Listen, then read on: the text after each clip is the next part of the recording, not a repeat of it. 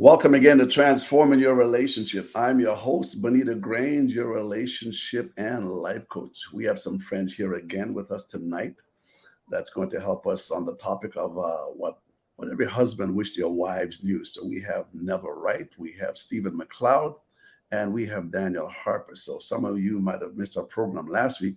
So Neville, I'll get you for 1 minute just to let the folks know out there who you are and what you do. And then after that, Stephen and then Daniel. My name's Neville Wright. So I am married for 13 years, father to two little ones, 4-year-old boy and 8-year-old little girl or a young girl. And I am a former athlete, 3-time Olympian. I am a performance massage therapist. So work in have my own clinic, Right Performance and Therapy. Also work with Team Canada men's soccer team as well. And then I am also a speed and strength coach. Along with that, a speaker, public speaker, Okay. as well too. No, awesome. So I've known Neville for quite a while, folks, and for him to find the time to come on here tonight, really appreciate that. As you can see, the dumbbells in the background. This is not a dude you want to mess with. He looks small on the screen, but he's a giant in nature, but also got a soft and gentle heart. So appreciate you, Neville, for coming on tonight, and thank you. And Stephen, go ahead. Okay. He doesn't look small on the screen. Where do we Okay. start? All right. My name is Stephen McLeod from Jamaica. I am a book publisher and writer. I have been married for 19 years this year coming. I have two kids, a boy and a girl. And they have been my impetus for doing everything. And 19 years of marriage, I have accumulated a bit of experience, gone through a number of seasons that hopefully will give me a bit of insight, that I'll be able to contribute tonight. Mhm. Hopefully be able to share something that might, help along the way, like a take a little different perspective. Um, yeah, I'm glad to be here. All right, thank you, Stephen. And he's been with us a few times before. Another busy individual. I think he's running on fumes here tonight. So, Stephen, I really appreciate you coming in tonight. I always appreciate your feedback too. And so No we'll go problem. to Daniel, Mr. Harper. Well, good evening, everyone. So happy to join these gentlemen once again. My name is Daniel Harper. I've been married for 16 years now. I have 4 children, and it's been a great experience being a husband and a father, and very grateful for that. I work with youth that are in the justice system. I also do work as a chaplain, and generally speaking, I love to be engaged in Bible-related topics, discussions, teaching and preaching, and things of that nature. And also, I'm a church musician as well. So, just once again, happy to be on this platform and to share with these gentlemen. All right, thank you, Danielle. So, folks, these are all wonderful men of God that's serving the Lord in their own unique and special way, and just being the father of their children and also the priest of their home. And as you know, I've said before to Bonitto Grange here, relationship and life coach. I've been doing this now for probably about 7 years, but actually been doing a couple of sessions in our church about 10 years, 10 or 11 years. And, just great insights that we've gained from it. When you find your passion, you just got to keep pursuing it and upgrade yourself to that so that you can be that person that God wants you to be and also make that impact in the world. So I've been married for 36 years, going on 37 now, to a wonderful wife who supports me, and she's amazing. You know what? I would love to have her on here sometime in the future, but she's just not willing to do that. She's behind the scene and she does a good job doing that. So I thank her for her support and everything else. So we're going to have a good time tonight again. So our topic again, for those that's just chiming in, is what husband wished your wives knew. So as you know, in the past we had the wives that came on for a couple of sessions. What wives wished your husband knew. That was interesting. Now we have the men having their take on that tonight. So we're going to start off with a few questions and then have just a general conversation going forward. So thank you for tuning in, and we appreciate you for listening tonight. So the first one we're going to talk about is it okay for a wife to have a male as a best friend? So this is again what husband wished your wives knew. Is it okay for the wife to have another male friend as a best friend?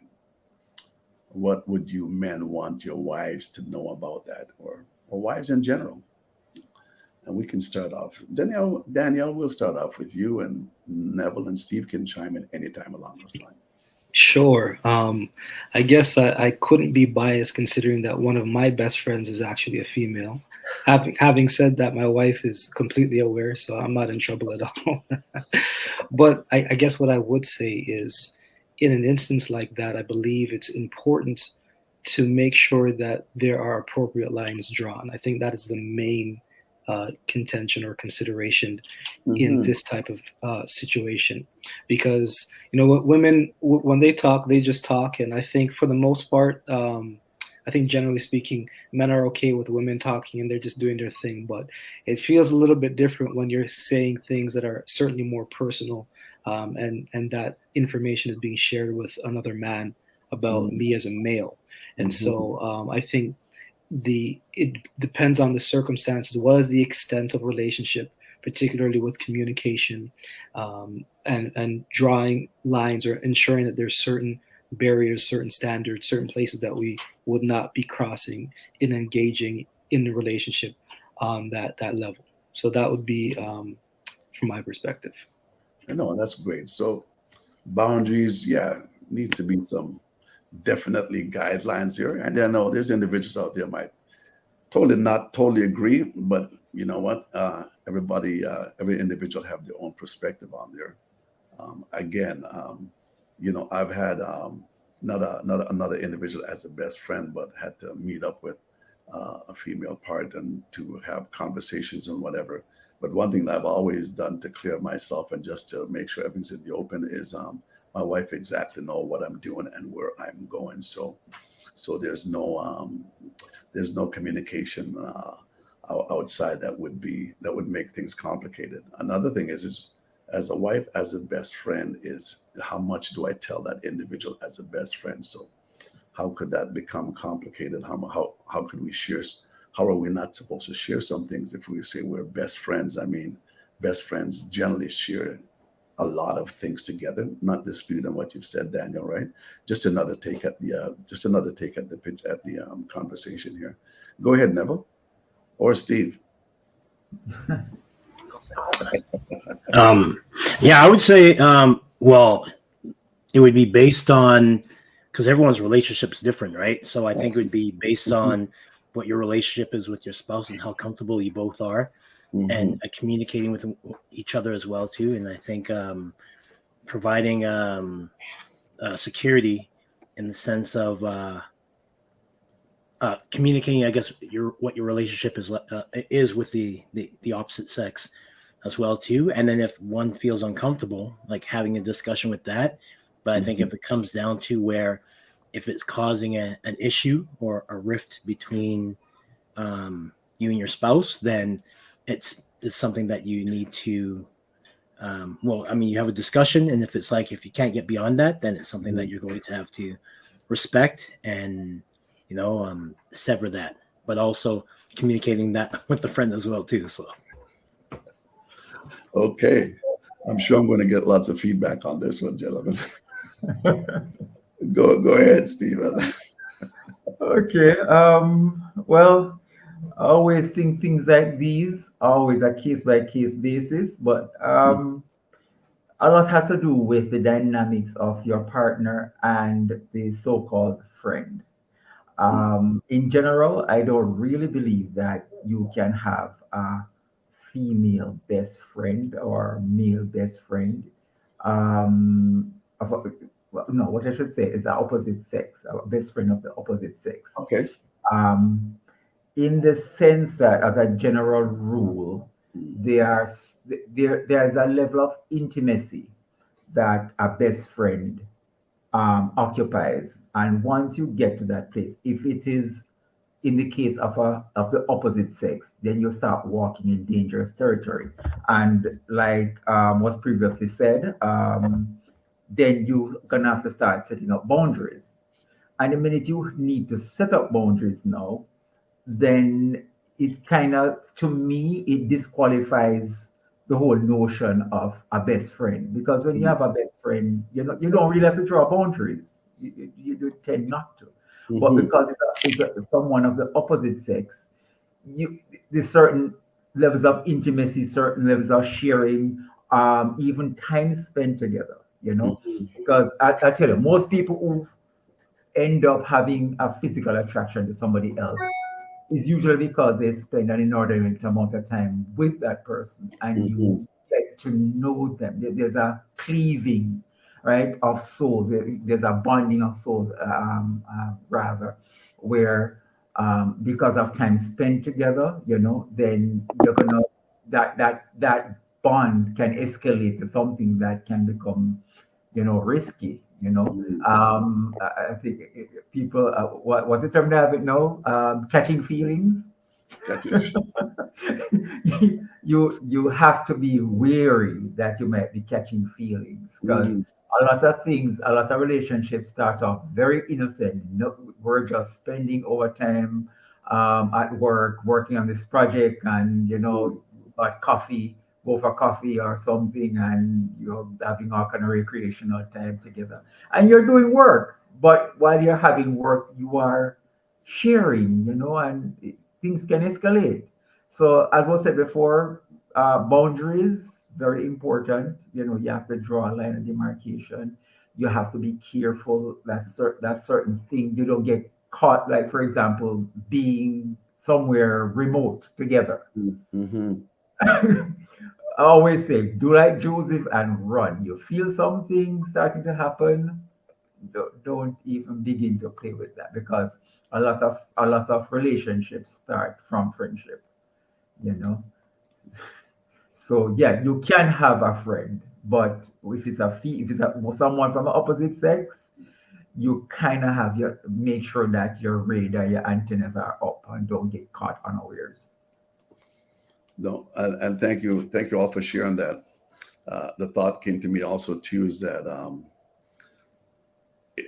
if it comes to a point that if it comes to a point that you can't share certain things with your wife because for whatever reason and whatever might be going on, I guess the boundary is you know is holding yourself back, because if you have somebody on the job, for an example, that's your best friend, if we're not careful, that's where emotional affairs generally can start, because I can't express this to my wife, but this individual, it seems like they have so much compassion for me. So why can't my wife Mhm. have that same compassion? Why can't she listen to me like this? And if we're not careful, those lines can be blurred. But every man must know within his own self, what's right for him and what's right in his own house. It's again boundaries there. I had best friends before, but when I got married, basically a lot of friends that I used to keep before, I never kept. Some I just maybe just didn't trust, but uh, come out from among them and be separate, as the word of God said, right? So I want to save myself, because you know what? I'm a man, and we got hormones sometimes that will fly off in certain situations, certain conversations. So with myself now, you know what? I just draw that line. But there's a scripture that says here too is that husband loves it. Hebrews 5:25, very familiar passage scriptures. Husbands, love your wives even as Christ also loved the church. I believe if a husband love the wife as she wants to be loved, as she needs to be loved, as she's craving for that love, then it should open the line of communication that there should be nothing that she cannot say to her husband, and nothing that he cannot say to her. And when you read Ephesians chapter 5, there's 2 or 3 times it goes again, even verse 28, that so ought men again to love their wives as your own bodies, and he that loveth his wife loveth himself. So it's interesting. So when I speak to my wife, if I was supposed to speak to my wife a certain way, or whatever the case is, I got to ask myself, why am I speaking to my body like that? Because we are one, and we should have the lines of communication open on a continual basis. So enough of that that part about having a best friend. And while we have a best friend, and those that might have a best friend, first of all, make your wife your priority over everything else. Well, she might say, "What do you mean you're going to hang out with your best friend tonight? You haven't spoken to me all week. This is my week. This is my night. What do you mean you want to hang out with a best friend?" No, I'm not going to go like that. So every man must know what to do basically in their own house. So here's an interesting one. What husband wish your wives to know when it comes to refusing their initiation of sex? Does it go deeper than we think? Oh, yes. Tell us about it, Stephen. Ah, Refusal. okay. So, to clarify, we're saying that when she rejects our initiation for That's sex, right? That's what we're saying. That's right. Okay. Yeah, it can be. All right. So when it comes to our love language, right? Most males, we tend to be in the direction of physical touch, right? It's either number one or very close to the top. And so when we are refused, or we are given an excuse, and worse, if it becomes a pattern, then it kind of we take a hit to the ego, right? Because our I've heard it said, and I highly agree, men do not want sex, we need sex, because it is part of our makeup. We don't biologically, we make millions of sperm per day, and forms follows function. So Right. if God created us to be generating this really efficient factory for creating life, then it goes to show that that we were specifically made and geared towards having physical intimacy, and having it on a regular basis. So when you're married, one of the expectations that we have as a male is that we're supposed to have uninterrupted, unbarred, whatever, uninhibited access, right, to our wives. And the once in a blue moon, we can say, all right, you're tired tonight. But when it becomes a pattern, then it becomes problematic, because you start saying you can't help but say, wow, I'm not attractive anymore. She Right. doesn't love me anymore. You start, and then worse, if you're not given an explanation, a proper explanation, you're gonna start autofilling, and most of the times when we autofill, it's not positive. It's usually more towards the negative. More negative. And it's true, because the to say a little bit where the wives are concerned, they could very well be saying the same thing too. So what is, I'm not attractive anymore. We're going to touch on that here in a little while, right? So I've said before, if the wife keep on saying no, I've got a headache or whatever, we got a cure for that. It's called Advil or extra strength. Extra strength. A gentleman once said, "That is not your head I'm interested in." So there you go, man. That's the remedy for shutting that door if the headache comes up. Go ahead, Noah. I think in the sense with that, yeah, for most men, they place a very high emphasis on sexual intimacy. And I think also along with that, emotional intimacy as well too. So having that that sense of connection and and support and understanding from their spouse. And for most men, a lot of times, we especially if your love language is physical touch, Right. we we communicate as a way of our communication and self-expression from ourselves to our spouse through sexual intimacy. And I think that if that's rejected, now, especially if that, your love language is physical touch, and that's the way how you express yourself as well too, and form that connection with your spouse. When that's declined, now they've just kind of like denied a crucial, important channel of communication for their spouse. So they take that away from them, and now doing that. I mean, that's pretty devastating to a male, where now he's like, this is my main. And I mean, and there's other ways of expressing as well too, right? But I mean, if this is like the main channel of where you actually connect with them, and then that's denied, I mean, I think that could be quite detrimental to the husband, to the relationship. Yes, and to the relationship itself. Yeah. No, if an individual keep on rejecting one, or vice versa, my question is, after so many rejection, first of all, you have to explore what is actually going on that's causing this rejection, rather than just blowing up or whatever the case is. Where is this coming from? It could be something that you might have done unintentionally, unconsciously, and it's raised its head in the bedroom, where it's a turn off, right? But at the same time, you have some men where physical touches, I've seen where it's actually out of the 5 love language, actually down there for number 4.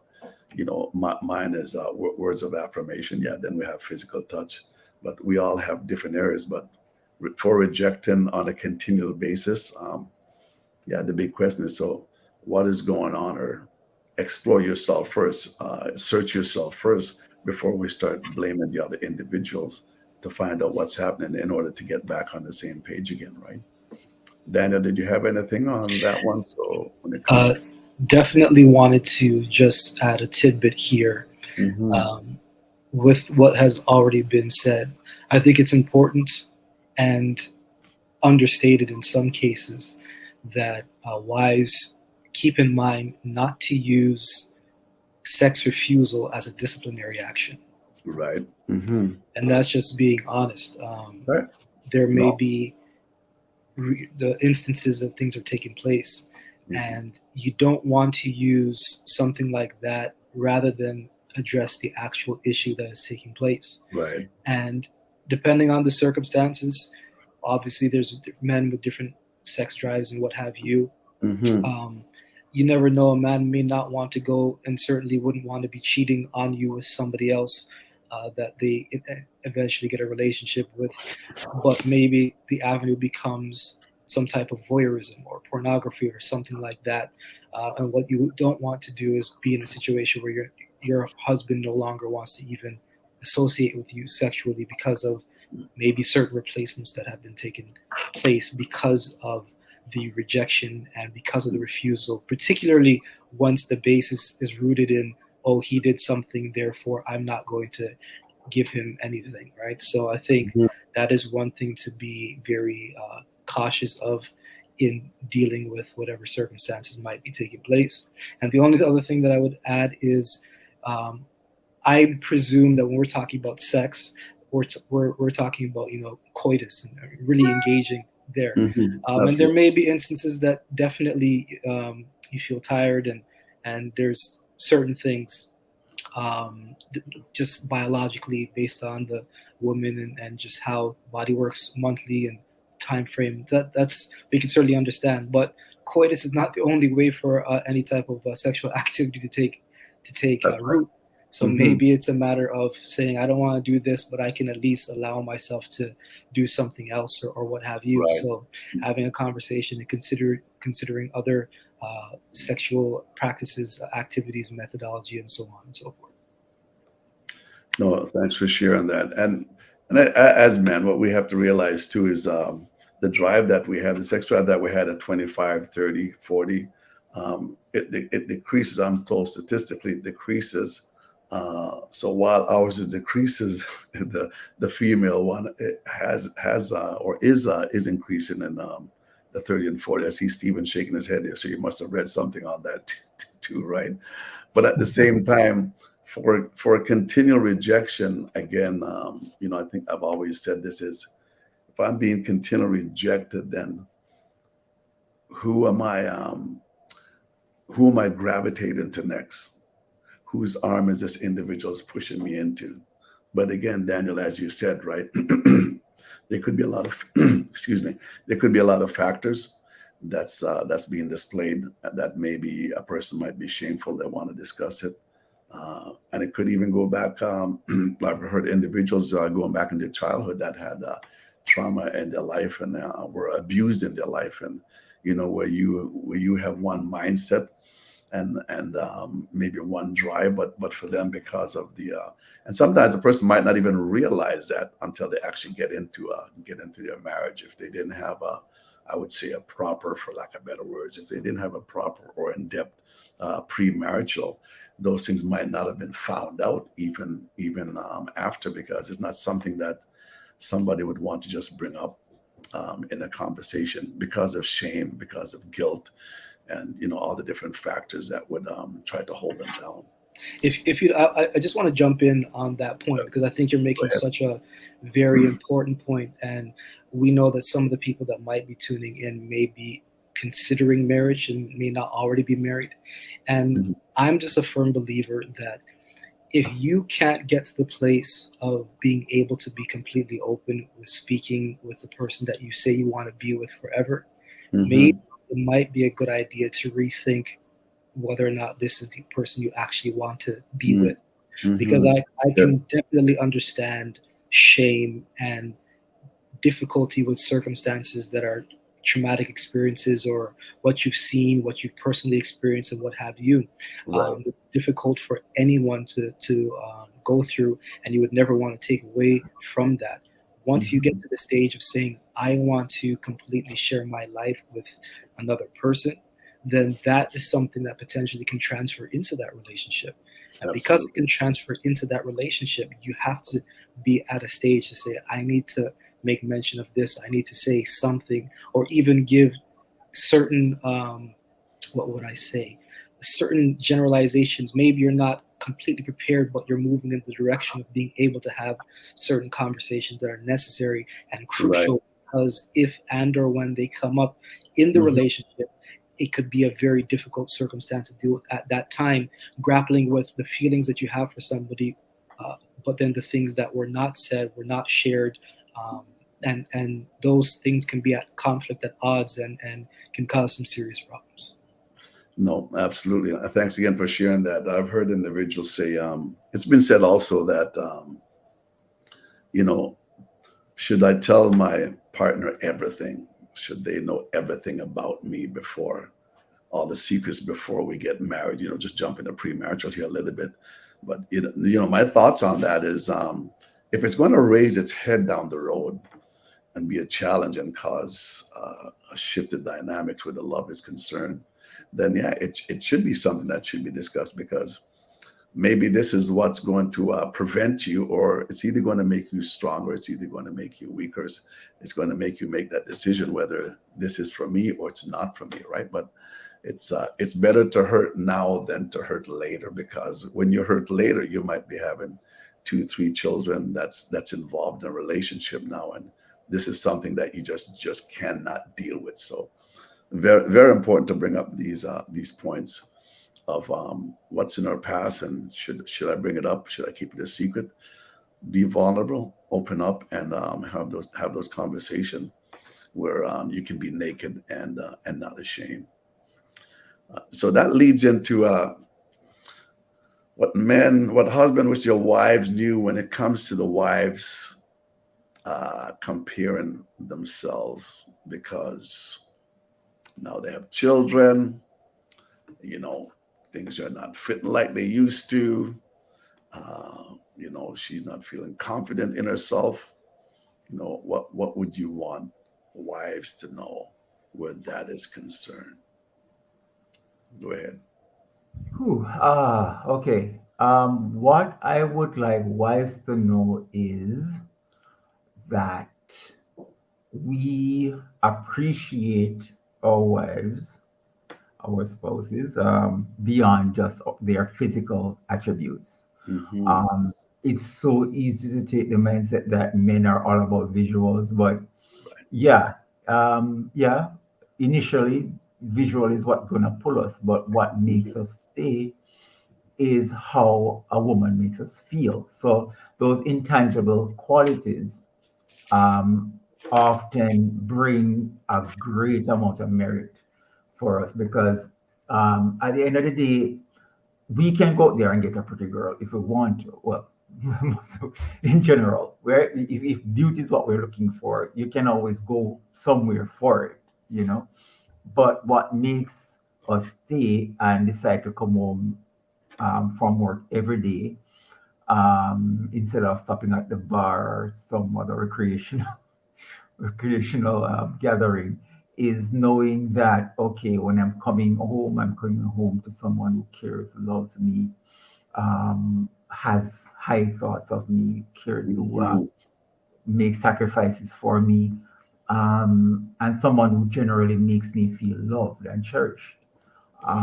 So yeah, and any reasonable male would understand that as we get older, that our bodies are going to change, and you're supposed to be able to be mature enough to make that mental leap and that emotional leap to know that um I don't look the way that I used to look 20 years ago, and she won't look the way that she looked 20 years ago. So reality check is that we if we have any level of emotional connection, real love, then it's supposed to understand and deal with the fact that we're gonna age, we're gonna look different. I remember telling my wife years ago that I knew that she was the one because I could easily imagine myself being old with her, like sitting on you know, the porch in a rocking chair or whatever the equivalent, future equivalent will be, and just sipping coffee and just having like really deep conversations. Yeah, so we do appreciate women for more than just their looks. But let me quickly add to that as well that not because we're getting older doesn't mean that we don't need to try and, spice up things and do Okay. what you can, Okay. do what you can. It's interesting what you said. Do what you can and try to spice things up. I seen a clip just the other day. You know how she comes out of the shower at 25, how she comes out of the shower at 35, how she comes out of the shower at 50 with a tie head and long gowns and everything else. I figured Don't give up. So, yeah, don't give up that quickly. so. I thought it was pretty humorous, right? But something you mentioned which is very valid, right? Is that you said when it comes to us men, we're pulled because of what we see, because we're visual creatures, right? That's why the Bible talks about, if we look at a woman and to lust, that we have sinned. So visual pulls us, and what really keeps us is, you mentioned being emotionally attracted, but it's character that I believe also holds us, right? So after the visual, the visual might be great, but the character is just not there. But when you have the visual and the character, and some will see the other way around, even too, Steve, for they might see the character of the individual, and then the Okay. vi- and then the visual will actually come second. So I guess we're all wired different of how we see the other sex in our own eyes, right? Anything else from Neville and Daniel before we move on? Um, so what I would say is that I fully support and understand the changes that the body makes. With age, with having children, the one thing I would say, or a few points, would be where if there is a complaint about it, where Mhm. they're not happy about it, that accept, like look for a solution, or if I present a solution, or if your spouse presents a solution, Mhm. to try that. So I mean, because I know sometimes it can get to the, and I don't know if I get in trouble for this, but like, Go and ahead. not from my spouse personally, but just overall, whereas like, you always say, well, I've had children, this and that, but then you'll see where others have been able to bounce back. And I look at it as where you don't have to be like how you were, but I think one thing, like for me personally, that I can respect is the Mhm. effort.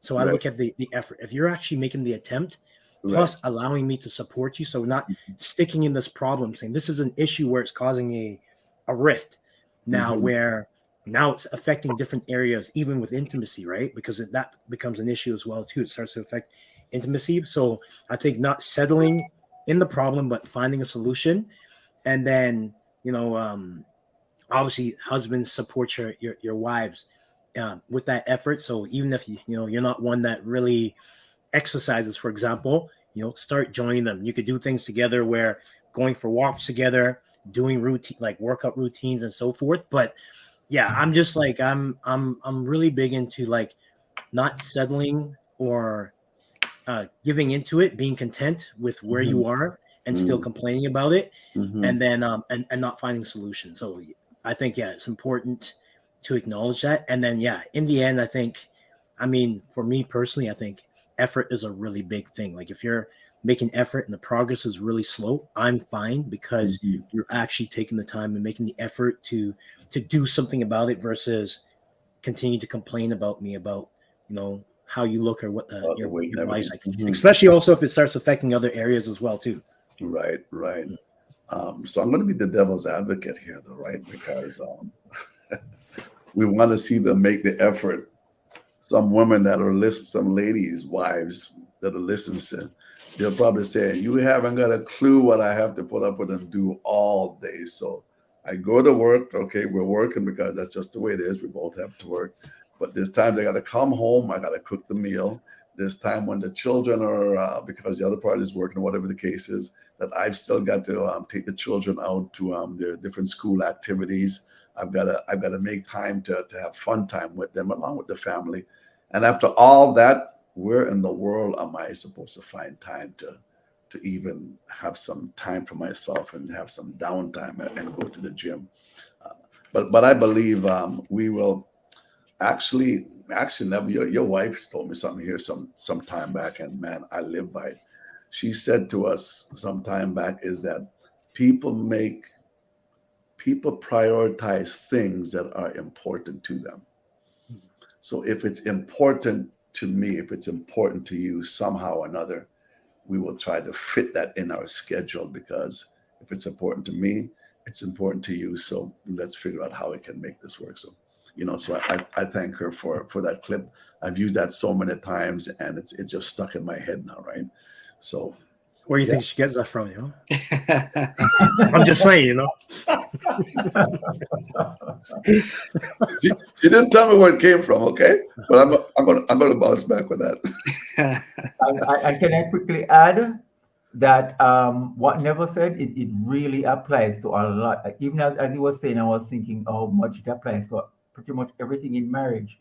If you if there's any weak point in your marriage, and if it's important enough for you, you'll work on it, and your spouse will appreciate the effort. I mean, for years I used to think, if I can't just fix the thing, like right there and Right. then there's no use focusing on it. I have more important things to do. Hmm. And that was so stupid of me, because I'm like, I don't have to fix it today. I don't have to fix it next week. I don't have to fix it 1 month from now. I can gradually, I can work on it, and just make the effort. Hmm. And if the progress is not fast, Right. it will accumulate. And many times when our spouse see us making the effort, they will be like, okay, he's trying, and I found that to be true with my wife. When she sees me making effort, even if I'm really not, moving as fast as I think I Hmm. should, she Hmm. appreciates it, and she tells me,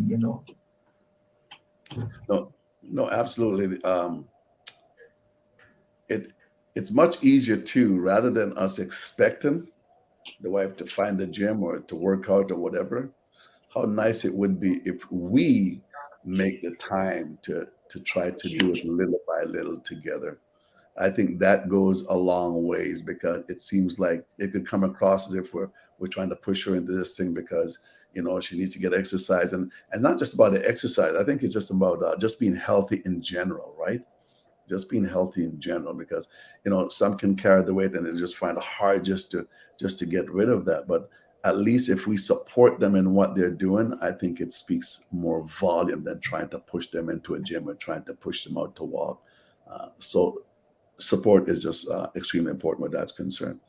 Even if it's like taking up other things as well too, like supporting in regards to like, all right, you're gonna go and do this activity, whatever. I'll cook, or I'll take care of the kids, or I'll do something. So I think finding that balance, like looking at each other's schedule and seeing, okay, how can we make this work where we are both benefiting and one is not being neglected over the other. Making time. Thank you. Daniel, before we move on, are you good? And as things are being said, one of the things that I'm thinking about is circling back to the conversation of refusal for sex.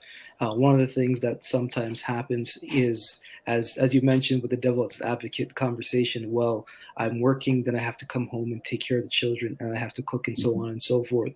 I don't have time to go to the gym or get some type of a workout. I also don't have time to feel up adequately sexually ready, prepared to move in that direction.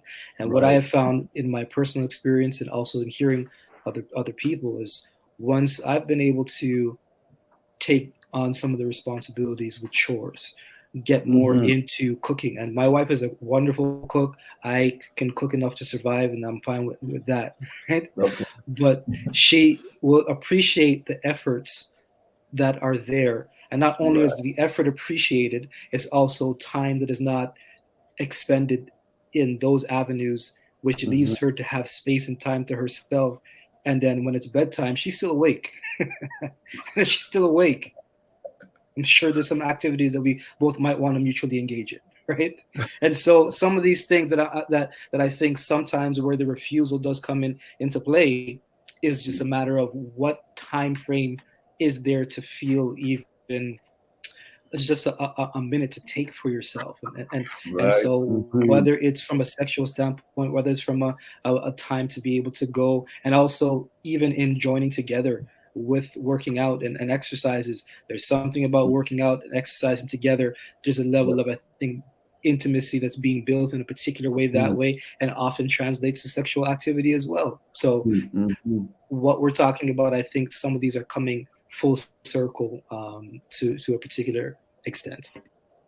No. As you're speaking there, also creating acts of intimacy and again, working out together. That's creating active intimacy there. And also the support where she doesn't have to do everything. There's individuals out there that I know that it's like the wife have to do this and to do that, and it's just draining. And then like you mentioned, so at the end of the night, now you want me to be able to perform. Well, it's not going to work like that. No aspirin or Advil is going to take this away. You know what? I didn't get the support when I needed, so you know what? No aspirin, no Advil, no prayer. I need, and you can hear unconsciously screaming out, I need your support. We need to do this together. We started as one, and now we're going to continue on as one. So I need the support, which is amazing. Can I add one last thing on that? Yeah. Who's that? Just the other thing too is, especially when it comes to feeling tired or overworked, I see it like this. For example, you get home, you're feeling tired. Say, for example, you both get home late, dishes aren't done.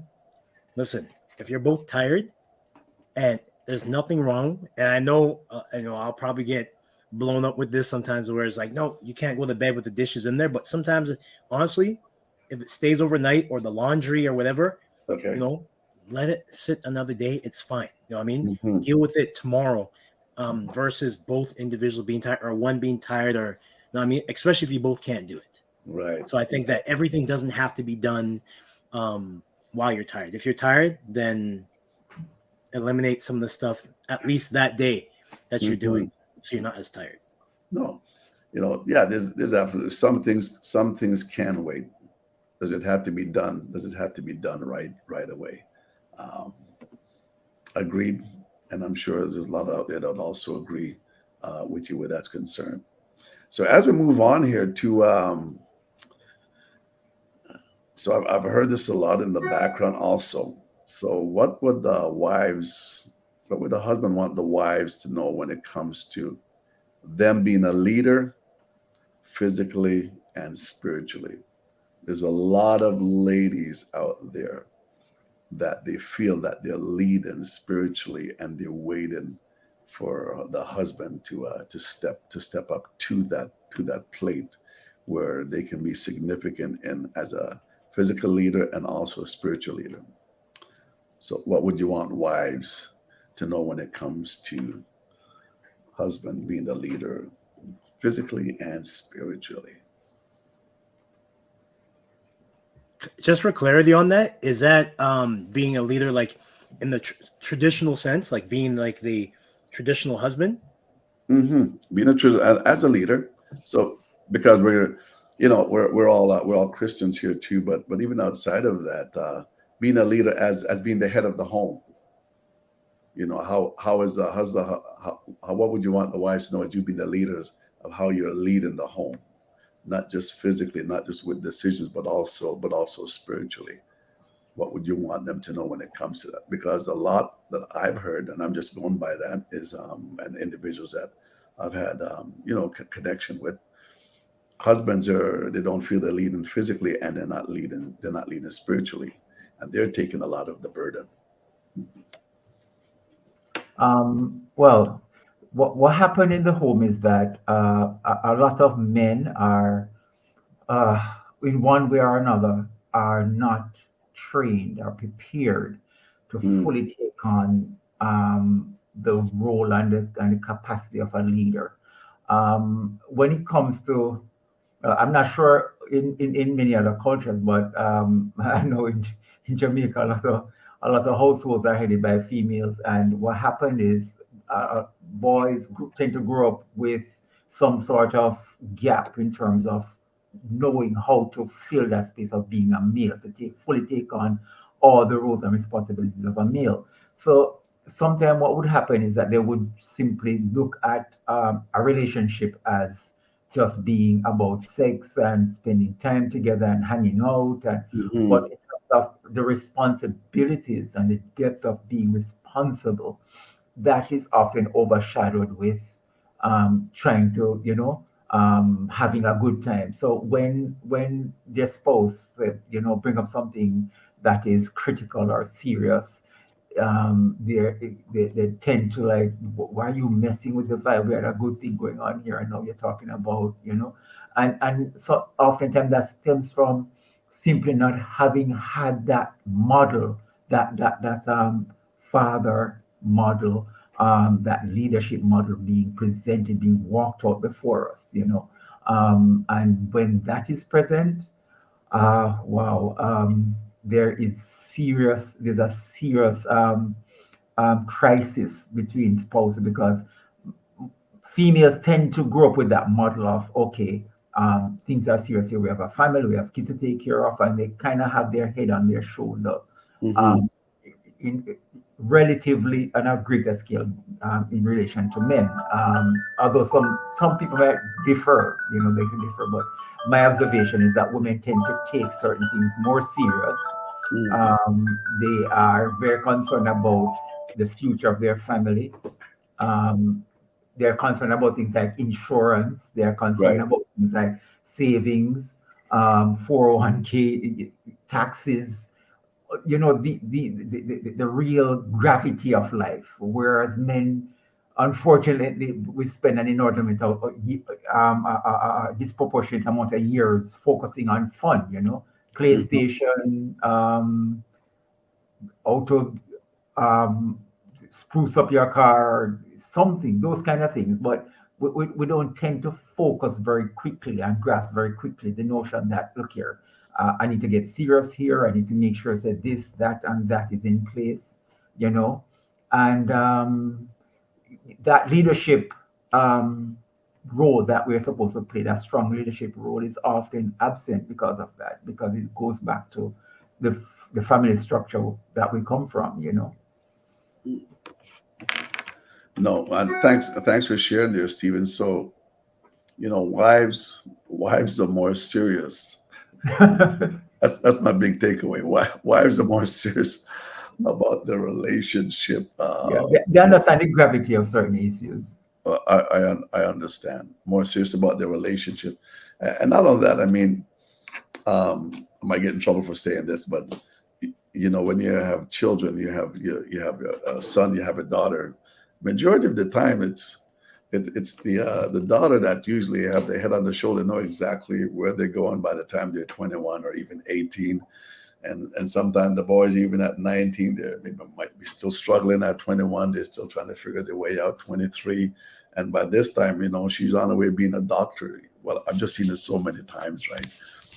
Because they're more serious, not just about relationship, more serious about life in that respect, and that actually transfers over into the relationship. So the husband might think, now maybe they're too headstrong because of the drive that they have, which could cause a challenge in the relationship. But if you're going to marry me, you got to have a vision. You got to have a pocketbook. Somebody says you got to have a songbook. You got to know where we're going to be at in 5 years time. I need to know. I'm just not going to pick up anybody and don't have a clue where I'm going to be like in the next 3 or 4 years. So just as the wives are more serious in the earlier stage, so to speak, the husbands need to be on that same page where that's concerned, so they can lead as God would have them to lead, and be the man that God would want them to be, and for them to love the wife as they would want to be loved. Let's go to Daniel or Neville when it comes to what we wish wives want to know when it comes to you being a leader physically and spiritually, and even I as think spiritual. What does that look like when a man is the leader spiritually, even in a Christian home? I think one of the main things to make mention, I know obviously the focus is what husbands would want their wives to know, but truthfully, especially as Stephen has outlined, whether it's a matter of the family experience in terms of the upbringing that we've had and so on and so forth, at the end of the day, it's so vitally important for men to do all that they can as best and as much as possible to get that learning, that training, that mentor, and so on and so forth. So as much as there's pieces for the women that we're talking about tonight, I think it's really important for men, speaking from my personal experiences and still learning and growing in this, even after however many years I've been married. It's that crucial. Now to change gears, I think one of the things for the women to know from the husband's perspective is sometimes, if not most times, we probably feel like we're doing things adequately, even if we're not doing it to the expectation that you might have. And so in those instances, it certainly would be of great use and help to point that out, and point that out in a time frame that isn't just after kind of waiting and hoping and having expectations, because oftentimes that does tend to build on frustrations that you may already have, and then it adds a further layer to the dynamics of what you're hoping for, but what is not working out the way that it needs to work out effectively. So I think knowing or having this sense that your husband might actually think that he's doing what he needs to be doing. He might already think that he's leading in that way, and helping him to be aware that no, you're not, or at least you're not to the extent in which that I'm certainly hoping for. Now, sometimes I think the second point, and I'll close off with this, is that the conversation might be difficult, might be confrontational. As men, there's a certain level of ego that might come into play. I'm not saying that's good. It's just a reality of who we are, how we think. That's right. Some of the things being challenged for what we think is going on, or what have you. And it might be easier at times, ladies, to connect with another man that you know is trusted by your husband, a father figure, maybe their father, if there's a good relationship with their father-in-law, Mhm. an older uncle, somebody that's a man that can actually, that you're identifying these issues with, maybe knowing that the conversation might be difficult, but taking it from another avenue, and these men coming in and speaking to their speaking to your husband as a big brother, as a mentor, and Mhm. maybe bringing up and addressing the circumstances, trying to figure out, trying to find out, or encouraging certain things because you know that your husband trusts this particular man that would implement these certain strategies based on the conversation that you're Mhm. having. So that might be another way to have the conversation without having the conversation leading somewhere that might be difficult to grapple with, depending on where you are and the circumstances that you're engaged in. So I heard that loud and clear. Is I'm trying to do the best I can, basically because of what I know. And there's a lot of men out there that's never had mentors. I've known men that don't have mentors. So they're being thrown into this environment. They've been thrown into this realm of marriage, and they're just trying to figure it out. But to know a little bit more, even about the relationship and whatever, there's so much information out there that's valuable, that can help an individual. But one of the things that I find that's crucial, that will shut down the physical and the spiritual leadership, is how were you mentored, if you were even mentored at all. And another thing, are you even willing to be mentored? Are you that prideful that you don't want nobody to show you your shortcomings, to show where you can elevate a little bit on this side, or whatever the case might be, right? So mentorship is so important, both inside the church, especially inside the church, and outside the church. We need mentors. Go ahead, Neville, and we're coming to a close here in another 5 minutes. I think another side of it, where what we'd want our wives to know in regards to leading as physically and spiritually, I think, which I think isn't always talked a lot about, is support. When you have the husband truly trying to lead, and Mm, truly trying to lead physically and spiritually, to provide that support, encouragement, and appreciation. So mm, support that you do see that he's actually trying, and actually allowing him to do that as well, and then mhm, encouraging through the process. And I think encouragement and appreciation goes a long way. I think as much as the wife needs that, mhm. to show that everything that she's doing around the household or with the family, that she's getting that encouragement and appreciation and support. The I think the husband does. husband needs that as much, because I mean, you go out there and say you're working long hours, back-breaking work if it is, um, maybe even the job that you hate, but you're doing, and you're making the necessary sacrifices to provide for your family. Right. And I think, when you come home from that, and like I said, you're trying to fulfill your roles, and you come Mhm. home, and you don't get that peace, or you're hearing this or hearing that, or it can be pretty defeating and deflating. And I think, I mean, obviously you still want to do your fulfill your responsibilities as the leader in your household, but Mhm. I think, yeah, that's the other side of it, is that as men that are truly trying, and actually doing something to have that recognized, and appreciate them and support them, because I think with that support and encouragement, and appreciation, I think it makes you want to actually do more. It's almost like you're fostering growth. Think about when you speak, or you do something and you do it really well, and they're like, man, that was such a good job. Like, man, I didn't know you had skills like that or something. And like they kind of blow your head up a little bit, like. Absolutely. And then what Positive does that do then? reinforcement. Even with kids, right? What does that do? Now they want to do it again, or do More. it even better, right? So I Mhm. think by doing that, and even if he's not on point, like 100% on point, but I think, and I'm not saying supporting the bad, like of what he's doing wrong, but like supporting where, like, you're there with him, maybe make a suggestion or encourage him, is like, I think that can go quite a long ways, and make um a difference in the impact in his role of being the leader of his household. So when it comes to spiritual leadership, how is the wife expecting that to show up when it comes to the husband? We have more time. We'll continue with this, and I think it's important. Yes. Well, I wanted to make this point because it's something that happened very recently.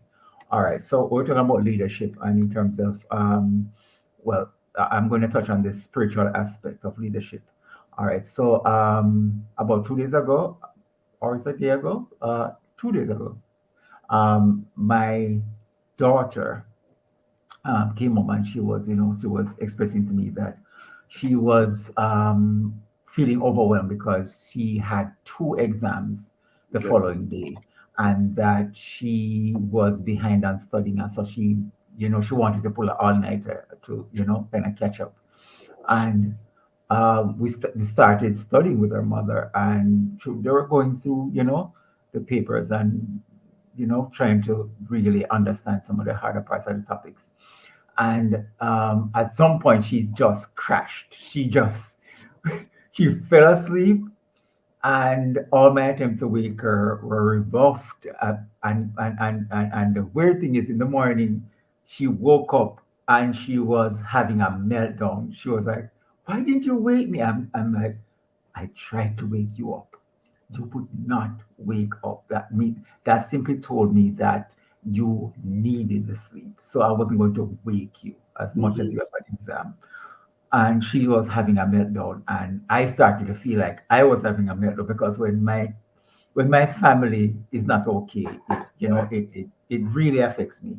Absolutely. And I'm there, I'm like, okay, what am I gonna do? What am I gonna do? How am I gonna fix this? Because it's like automatically think I need to fix this. And then I just, like, I don't know, something outside of myself. I looked up and I'm like, God, I do not know what to do. What should I do? Mhm. And it's like I heard her voice. I said, pray, just pray, just pray. And I found myself starting to pray for her, and I'm like, God, please give her tranquility, give her peace, help her work all of this together for good for her, allow her to see you work this out for her. I Mhm. was praying for her. And so on the way to work, I was dropping her off to school, and we were still studying with her. And even then, she started, I don't know, it's like she started not, instead of panicking, she was, going over the material, and she sounded calmer. And then by the time I picked her up in the afternoon from school, she ran to me and gave me a bear hug and Mm. said, "Thank you for praying for me. Thank you." Okay. One of the exams was postponed. They never gave the exam. And the one that she was spent most time studying, that's the one that she Mhm. got. And she said she did well. She thinks she did well on it. It Beautiful. was fairly Beautiful. manageable. And, Mhm. and, and I'm looking at something like that, and I'm saying, God, I really appreciate you teaching me, Mhm. certain principles, that everything starts in the spirit realm. And once you get the grasp of that, Right. you begin to realize that whenever your family is in a crisis, Mhm. your first impetus is to not to panic, not to say, okay, I'm going to throw money at the problem, or whatever. It's simply to pray. Because sometimes, even when we think we know what the solution is, Right. we Right. err, because the Bible says, do not lean on your own understanding. Understanding. Sometimes the way to solve the problem is not in the way that common sense or intuition would tell you to solve it. Mhm. So we always have to bring our family in prayer, and that is a ministry. That is there's a place where everybody in the family can pray, but there's a special place for us as a male to pray for our families. I truly believe that every male and every husband needs to, as you mentioned, quite adequately there, seek God first. The most precious things that a wife could see is when she has a man, especially if he's in the church, as we're all Christians here, but when she has a man that knows how to pray, a man that knows how to touch God, So before we close off, I'll take one more comment from either Neville or Daniel about spiritual leadership. What should that look like? You'd want the wives to know where husbands are concerned. What husband wish their wives would know when it comes to spiritual leadership. Well, I think a lot of what Stephen said really captured some very important thoughts. I think, in addition to what he said with respect to prayer, I think thinking through and having spiritual insight to the nature of your children, who they are, and speaking prayerfully but confidently into who they are, what they're able to be, what they're able to accomplish, not just positive reinforcement, but spiritually with a sense of awareness of what God is able and capable to do in their lives, and looking, to God to give you insight to say, what is it, what areas that they are able to maneuver in, and so on, so that you can then speak directly to that in them. I think that's a very crucial and important thing for understanding a spiritual aspect as well. So just that for me. Train up a child in the way that he should go, and when they're old, they will not depart. So what they see, Neville, I'll have to go here, but what they see is what they're going to emulate down the road. What they see now is what they're going to take after down the road. And it's so beautiful because they're going to have challenges in their life, and the world is not going to solve some of these issues that's going to come upon them. But when they pray, God will hear, because the Bible said, seek ye first the kingdom of God and all of his righteousness, and all these things that the Gentiles seek. So basically, these things shall follow you. So seek the kingdom first. Gentlemen, we are out of time. I think we pretty well covered everything here, just by the conversation that we had. We didn't touch on forgiveness, but we talked a bit about, say, validation. And, us men like to be validated. We like to be told that we're doing a good job. Guys like to be told that. Well, ladies, we like to be told that too. We're saying, honor our love language, and we're there to honor your love language. And for those men that's out there and ladies that don't know what their love language is, you know what? You can easily find it out. So I am your host. We thank you, Stephen. We thank you, Danielle. We thank you, Neville, for chiming in, for spending the time with me here tonight. And ladies and gentlemen, those that are listening, I'm your host, Bonitto Grange, your relationship and life coach. We thank you for tuning in tonight. May God bless you. And if you'd like to continue some of these conversations and some challenges that you might be having in your life, you can also check out my website at tlcbonittogrange.com, and we can have more conversation or discovery session at no cost to you. So feel free to do that. God bless each and every one of you, no matter where you are in the world. May the blessings of the Lord be upon you. Maybe you'll be prosperous as we look forward to another beautiful day tomorrow. Thank you again, gentlemen, and God bless. God bless.